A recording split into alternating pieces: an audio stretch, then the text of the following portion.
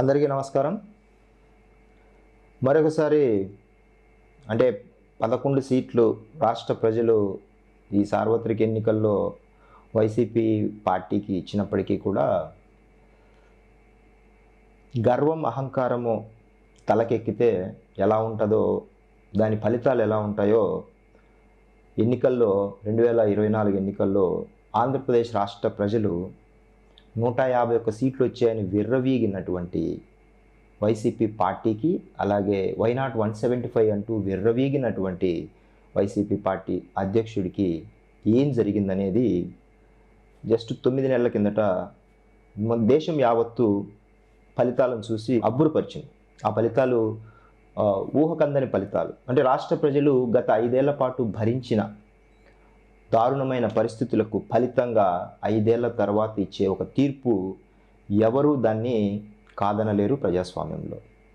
అటువంటి తీర్పు ఇచ్చినప్పటికీ కూడా వైసీపీ అధినేతగా మానసిక పరిస్థితి బాగలేదని వాళ్ళ చెల్లెలు ఇప్పటికే పలు సందర్భాల్లో చెప్పినప్పటికీ కూడా ఆయన ఇప్పటికీ వైసీపీ పార్టీ అధినేతగా కొనసాగుతున్నారు.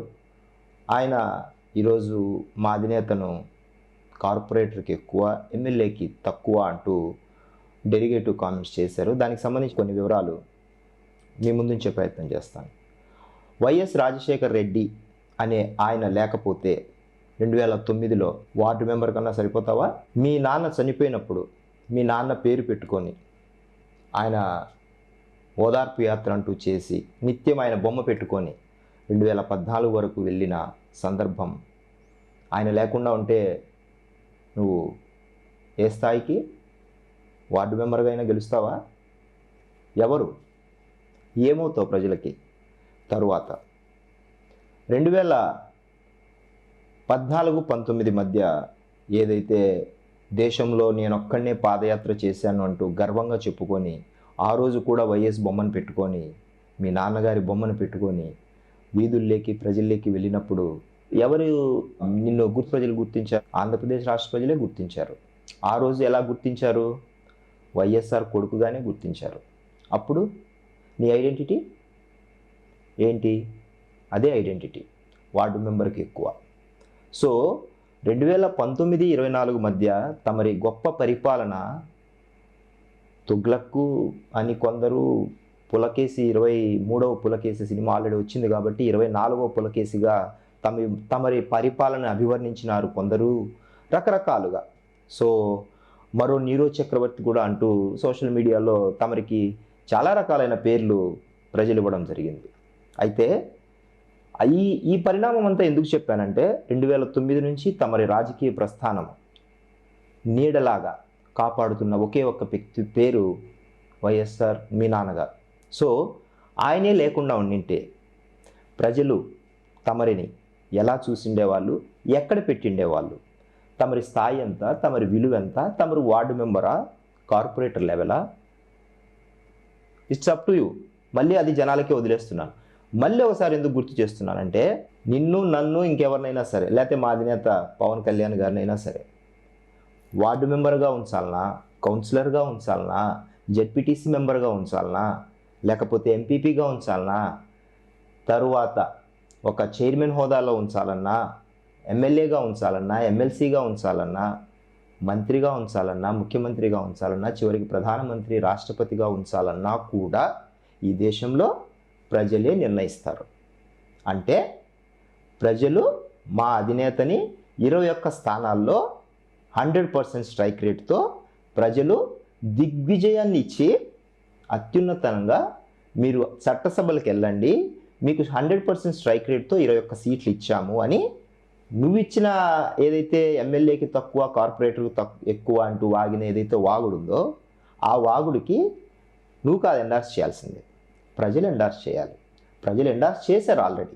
కాబట్టి అలాంటి సర్టిఫికెట్లు ఏమన్నా ఇవ్వాల్సి వస్తే తమరికి ఇవ్వాలి. వార్డు మెంబర్కి ఎక్కువ, కార్పొరేటర్కు తక్కువ. ఎందుకంటే తమరు వెనకాల వైఎస్ఆర్ అనే బొమ్మ ఉంది.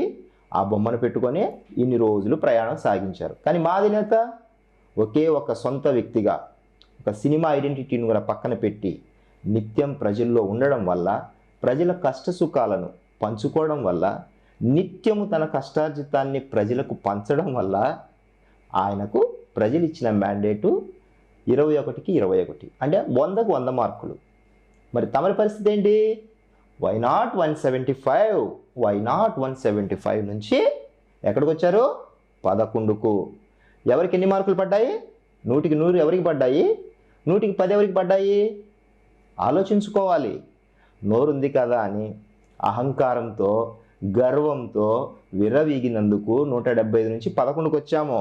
ఇప్పటికీ అదే అహంకారము, అదే విర్రవీగితనం ఉంటే ఆ 11లో 1 పోయి 1 వస్తుంది. ఆ 1 కూడా గెలవడం కష్టమే ఈసారి పులివెందుల నుంచి. కాబట్టి శ్రీమాన్ వైసీపీ అధినేత అలియాస్ పులకేశి అలియాస్ పులెన్న అలియాస్ ఏమంటారు, చాలా పేర్లు ఉన్నాయి, సడన్గా గుర్తు రావట్లేదు. సరే, అవన్నీ సోషల్ మీడియాలో వాళ్ళే పేర్లు మనకు అనవసరం. కానీ ఏం చెప్తున్నామంటే, అంతిమంగా ఏం చెప్తున్నామంటే, మాట్లాడేటప్పుడు ప్రజలు ఇచ్చిన నిర్ణయాన్ని, ప్రజలు ఇచ్చిన మ్యాండేట్ని, ప్రజలు కూర్చోబెట్టిన స్థాయిని మనము ఎత్తిపొడిచినా, దెప్పిపొడిచినా, బలహీనం చేసినా, అవమానపరిచినా తిరిగి అదే ప్రజలు ఎలా బుద్ధి చెప్పాలి, ఎప్పుడు బుద్ధి చెప్పాలి అనేది ప్రజలకు తెలుసు. ఇది కూడా మీ క్షేమం కోసమే చెప్తున్నాము.